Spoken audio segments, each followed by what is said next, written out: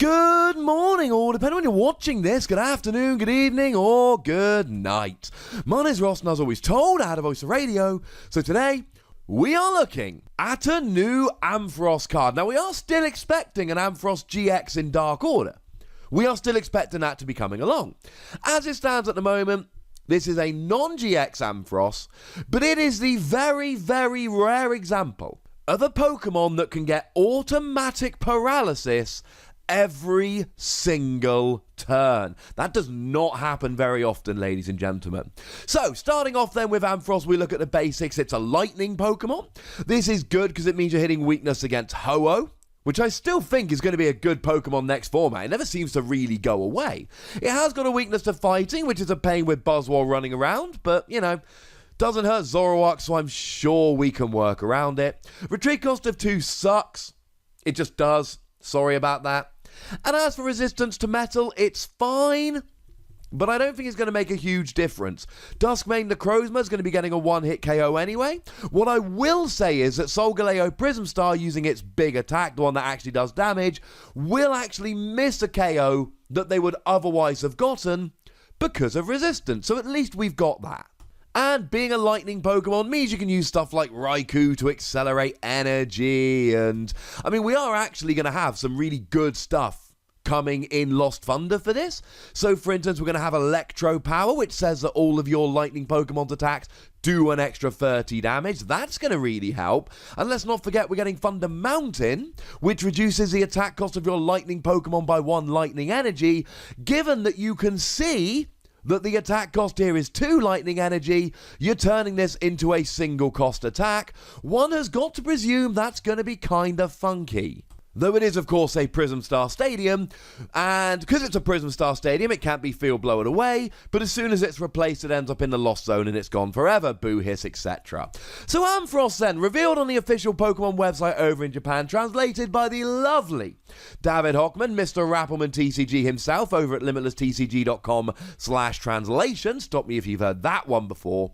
And the ability here is awesome. The ability says that once during your turn, you may put 2 lightning energy cards from your hand into the Lost Zone, and then your opponent's active Pokemon is paralyzed. It's so much fun. Now, of course, we could kind of tell it was a Lost Zone card from the artwork, and as you should have been able to tell if you've been watching my channel over the last kind of week or so, Lost Thunder is really getting all up in the Lost Zone. The Lost Zone is a really big thing. It's a big part of this set. It is properly back. So automatic paralysis then. Here's the thing, we don't usually get automatic paralysis. There's always a big downside. So if we look at something like Vanillux, that wasn't automatic paralysis. It was if you didn't get a double tails, and you could add a Victini in. So you had to basically get 2 double tails in a row. You had a 15 in 16 chance of getting paralysis, but it wasn't automatic. We saw Mega Beedrill, which could get automatic paralysis, but only if you discarded all the energy attached to it, and it took 2 energy to attack rather than 1. Now, there was actually a potential combination with Venusaur here, but it never actually ended up working. It was too awkward. We had the old Excelgor, which had automatic paralysis, and this is probably the best one that we've had in a while. But it cost a double colorless energy, so you could do it in 1 turn, but then you had to shuffle it and all cards attached to it back into your deck, so you had to have a new Excelgor ready to go afterwards. Pokemon pushes back against automatic paralysis. This, you're only limited by the amount of energy you've got in your hand. If you've got 2 energy in hand, you can absolutely do this. And here's the thing, right? It doesn't need to be in a lightning deck, you just need to have lightning energy. You could potentially be playing a stall deck like Wailord, and then just paralyzing. To be fair, in a stall deck like Wailord, you do need all of the space for stuff like Crushing Hammer. I think teching in a stage 2 and a bunch of energy might be a bit too much, but it remains an option. And this actually is a great use for Rabombi. Now, we do have that Rabombi that lets you, once during your turn, search your deck for 2 basic energy cards and put them into your hand. So if you've got Rabombi out, You can guarantee automatic paralysis every turn. Rabombi to search for the energy, Ampharos to put them in the lost zone, automatic paralysis. Now remember that we're losing Garboda, and this ability basically cannot be turned off. The only way to turn off this ability is to have a slacking in the active, which will turn off this ability. I just don't think many people are going to be playing slacking post-rotation. Do feel free to come at me in the comment section if you think I misspoke just then. Though we do have to mention, and I've said it, but it really does need to be stressed, this is a stage 2. It ain't easy getting a stage 2 out. Then you've got to have the energy in your hand. And fine, you can have your stage 2 Ampharos along with a stage 1 Rabombi, and that will get the combo every turn, but you're getting a little bit awkward at this stage. Now, as with all the stage 2s, and get used to hearing this in a lot of videos for the next couple of years, we've still got the new Meganium, which is coming out in this set. And the new Meganium coming out in this set has got an ability which basically says once during your turn, if you've got a basic on the field, you can evolve it into a stage 2 from your hand, even if you only played it this turn. So you can here just go Marip, Ampharos, boom, I'm ready to go. So it's not too bad, it's manageable, but again, how many people are going to be playing multiple stage 2 decks? And then I need to mention a point that I have mentioned in a few videos. Everybody's playing Guzma at the moment. It's a built-in switch. It will get around paralysis. A lot of people are playing Ace Roller at the moment. It will get around paralysis. Although I do feel the need to mention here with Ace Roller that you're actually attacking the bench with Ampharos. More on that in a moment. So if you paralyze the active and don't do any damage, they cannot Ace Roller out of it, which is actually a huge advantage here. And then there's a skateboard. I've been mentioning a skateboard in a lot of videos lately. It's not seeing any play at the moment because we've got Floatstone. And Floatstone gives anything free retreat, a skateboard reduces it by 1. But a skateboard allows you to retreat if you are paralyzed or asleep. And I'm just naturally assuming here that people are going to be playing a skateboard when Floatstone goes away. It makes sense that they do. And even if they're not playing it to get the retreat with paralysis, they're still going to be playing it and they will get the retreat with paralysis. So look, this ability is amazing. It gets automatic paralysis, and there's no you can't do it next turn, no you've got to attach 4 energy or any of that rubbish.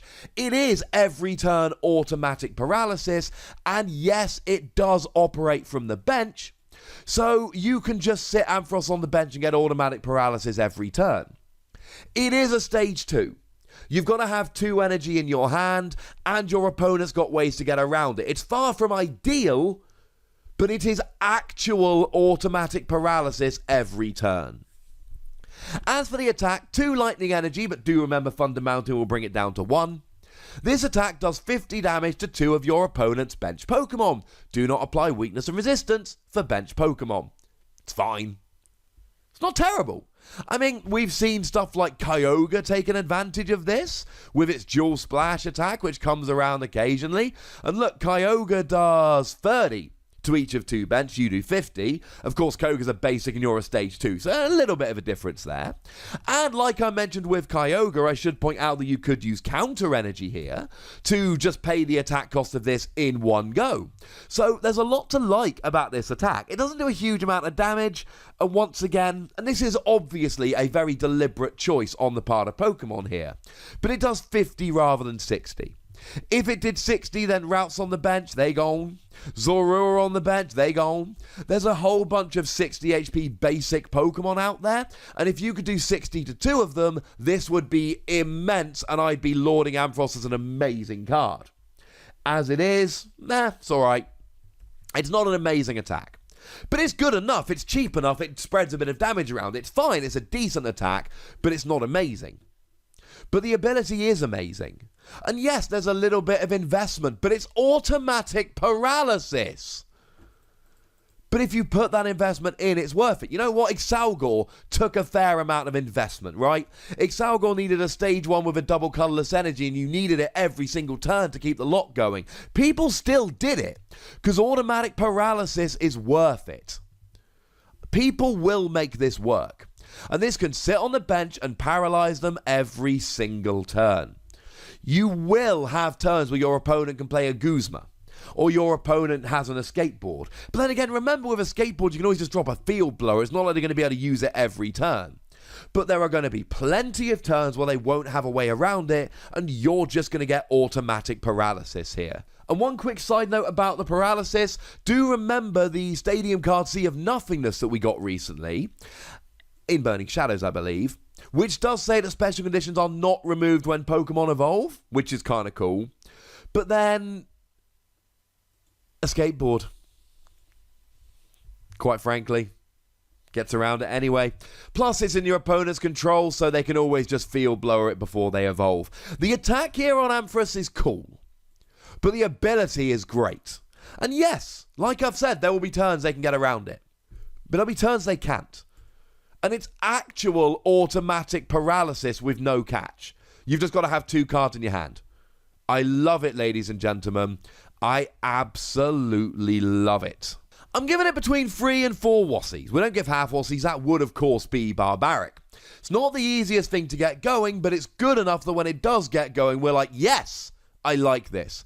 But I want to know what you think about Ampharos, ladies and gentlemen. So do let me know in the comment section. Go nuts, but do remember the rule, please. Be nice.